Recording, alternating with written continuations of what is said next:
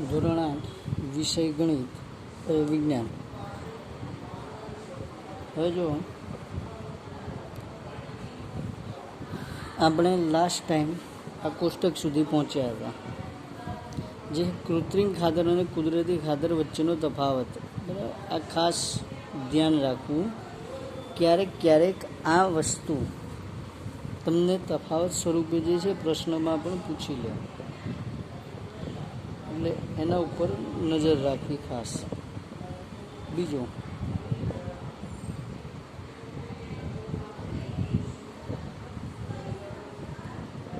અથવા વર્ગીકરણ માટે પણ પૂછી શકે. બરાબર, કારણ કે એના નીચે ઉદાહરણ પણ આપેલા હશે. ત્યારબાદ એમાંથી નાની વ્યાખ્યા પણ પૂછાઈ શકે છે, એટલે વ્યાખ્યા માટે પણ ધ્યાન રાખવું એને. તો જો પહેલું છે કૃત્રિમ ખાતર અને કુદરતી ખાતર વચ્ચેનો તફાવત આપો. એમાં જોઈએ તો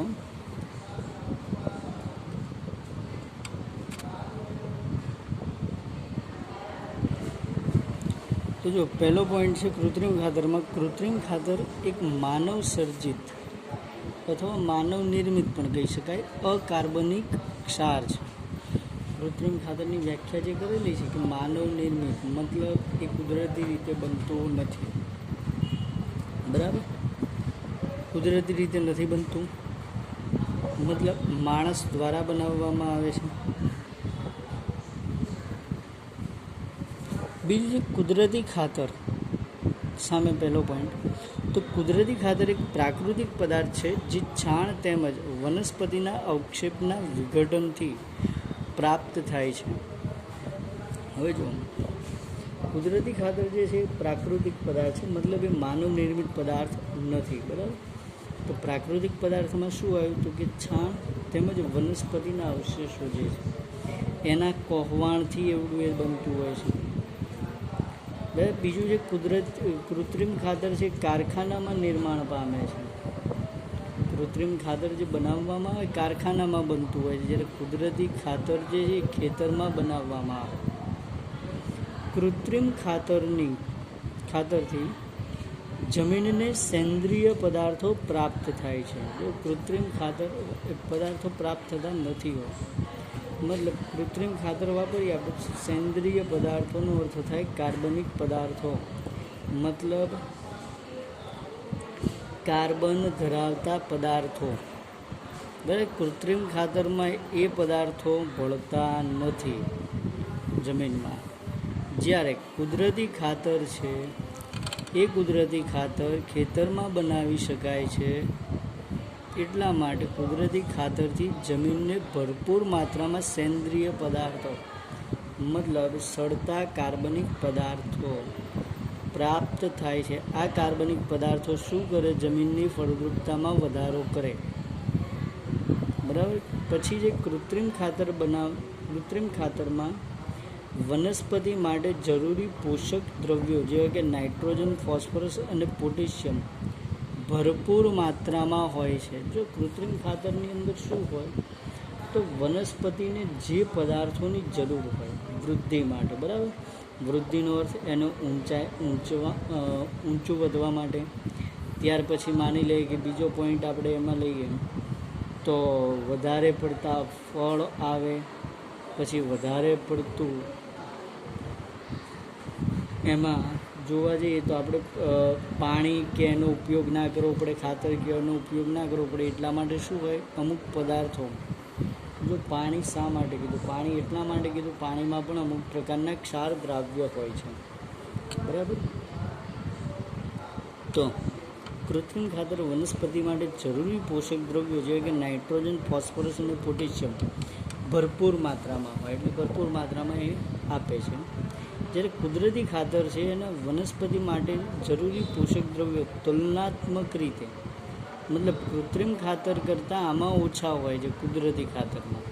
એટલે આપણને એમ થાય કે પોષક દ્રવ્યો જે જરૂરી છે તો કૃત્રિમ ખાતરમાં મળે છે, કુદરતી ખાતરમાં નથી મળતા.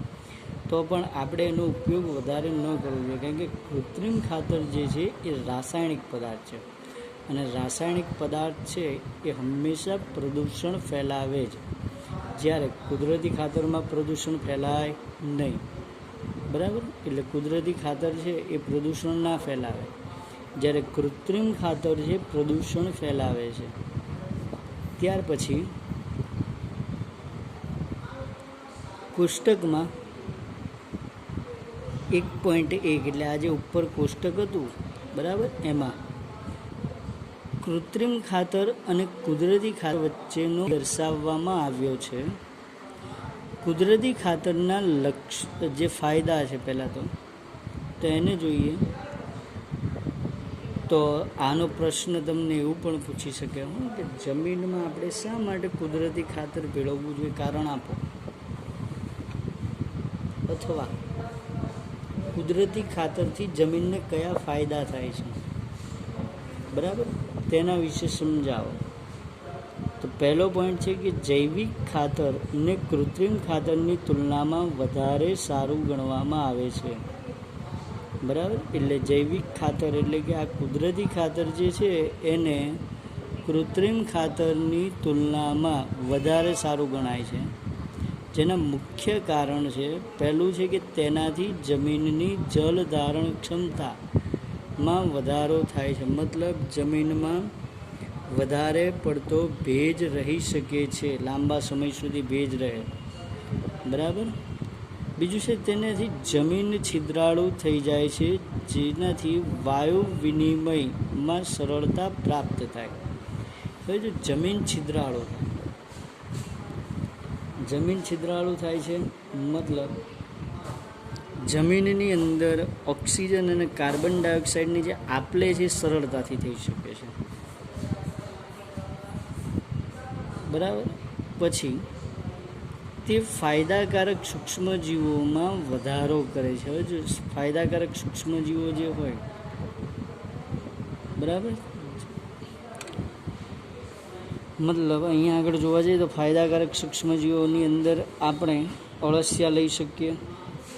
એ સિવાય તો જે તમને આગળ મેં કીધું હતું કે આપણે કઠોળ વર્ગની જે વનસ્પતિ છે, બરાબર, એની મૂળ ગંડિકાઓ હોય ત્યાં આગળ ઘણા બધા પ્રકારના બેક્ટેરિયા, જેમાં રાઇઝોબિયમ અને એઝોટોબેક્ટરની વાત કરી હતી કે જે હવામાં રહેલા નાઇટ્રોજનનું સ્થાપન વનસ્પતિમાં કરી શકે છે. તો એવા બેક્ટેરિયા છે એ બેક્ટેરિયાની સંખ્યામાં પણ વધારો કરી શકે. તો જો જમીનના સૂક્ષ્મજીવો જે બેક્ટેરિયા કીધું, અળસિયા કીધું, આની સંખ્યામાં વધારો થાય, મતલબ એમને જીવવા માટે જેવું વાતાવરણ પર્યાવરણની જરૂર હોય એવું જ તે મળી રહે છે. ત્યાર પછી જોઈએ તો આગળ કહ્યું છે જમીનના બંધારણમાં સુધારો કરે. જો ખાસ બંધારણમાં સુધારો થયો, જમીનનું સ્ટ્રક્ચર બદલાય.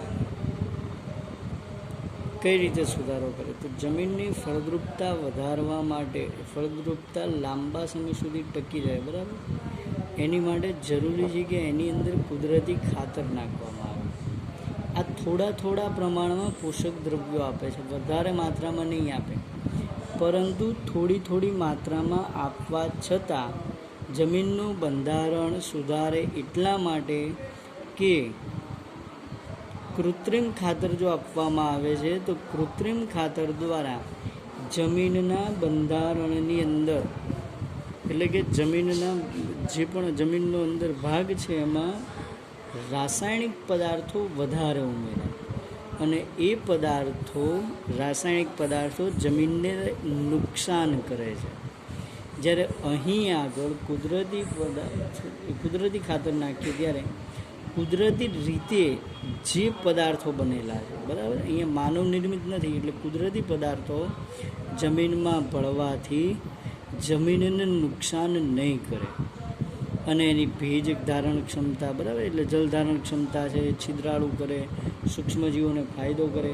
તો આમ જોવા જઈએ તો આખા જમીનનું બંધારણ જે રહેલું છે એમાં સુધારો થાય છે. તમે રાસાયણિક પદાર્થો નાખીએ આપણે ખાતર, રાસાયણિક ખાતર, બરાબર, તો જે આ સૂક્ષ્મજીવો છે એ બધા સૂક્ષ્મજીવો એ રાસાયણિક પદાર્થો સામે પોતાનું જીવન ના ટકાવી શકે. તો શક્ય છે કે એ સૂક્ષ્મજીવો એની સંખ્યા ઘટી પણ જાય. ત્યાર પછી છે